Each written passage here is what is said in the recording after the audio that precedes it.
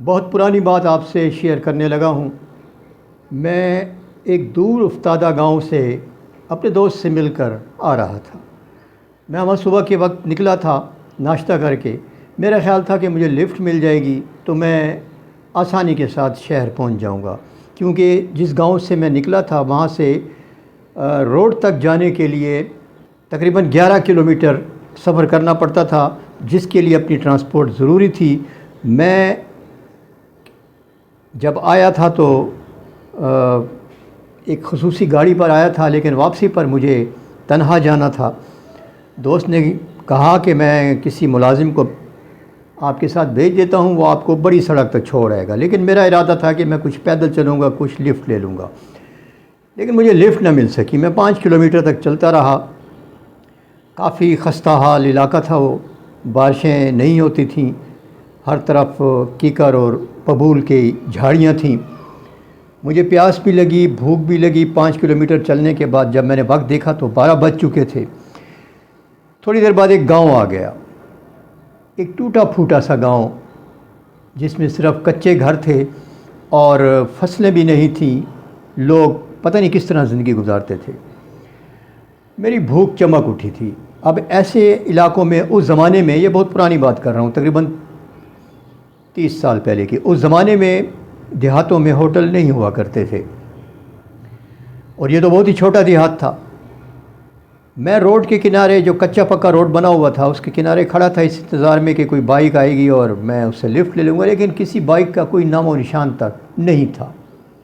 دور سے مجھے ایک سفید کپڑوں میں ملبوس، سر پہ پگڑی باندھے ایک بندہ آتا ہوا دکھائی دیا۔ میلی سی پگڑی تھی، میلا سا اس کا سوٹ تھا۔ اس نے آ کر مجھ سے پوچھا کہ مسافر ہو؟ میں نے کہا ہاں۔ کہاں سے آئے ہو؟ فلاں جگہ سے آیا ہوں۔ کھانا تو تم نے کھانا ہوگا، اس نے سوال کیا۔ میں نے کہا نہیں، میں گھر جا کر کھا لوں گا۔ اس نے میرا بازو پکڑا اور مجھے لے گیا اپنے ایک مہمان خانے میں، جو اس کا ذاتی مہمان خانہ تھا۔ آج بھی ہر گھر میں ایک مہمان خانہ چھوٹا سا ہوتا ہے، ایک کمرے پر مشتمل ہو یا 2 کمروں پر۔ وہ مجھے مہمان خانے میں لے گیا اور بٹھا دیا۔ چارپائیاں پڑی ہوئی تھیں اور سامنے ایک گھڑونجی تھی۔ گھڑونجی کہتے ہیں جس پر گھڑے رکھے ہوتے تھے۔ تو اس نے پانی میرے آگے رکھا اور کہا کہ میں کھانا لینے کے لیے جا رہا ہوں۔ گویا اس نے مجھے پوچھا نہیں کہ کھانا کھاؤ گے۔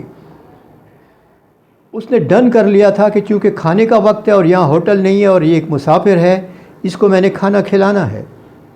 اگر میں انکار کر دیتا تو اس کا دل یقیناً ٹوٹ جاتا۔ تھوڑی دیر بعد وہ آیا۔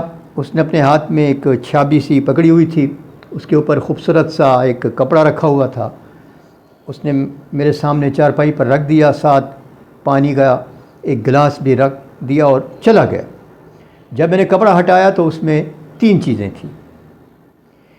ایک تو تھی چٹنی ٹماٹر کی اور شاید پودینے کی، دوسرا تھا لسی کا بڑا سا گلاس، اور تیسری تھی تنور کی بنی ہوئی روٹی، وہ روٹی جو اس زمانے میں عورتیں اپنے گھروں میں بناتی تھیں۔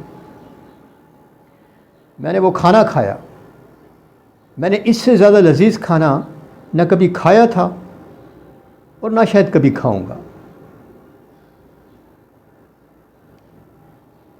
پھر میں وہاں سے چلا گیا اور اپنے ساتھ بہت سارے اس دیہاتی کے اندر کی خوبصورتیاں لے کر میں اپنے گھر واپس آیا تھا۔ آج بھی مجھے یاد ہے اس کھانے کی لذت اور اس دیہاتی کا وہ چہرہ جو ایک مہمان کو دیکھ کر کھل اٹھا تھا۔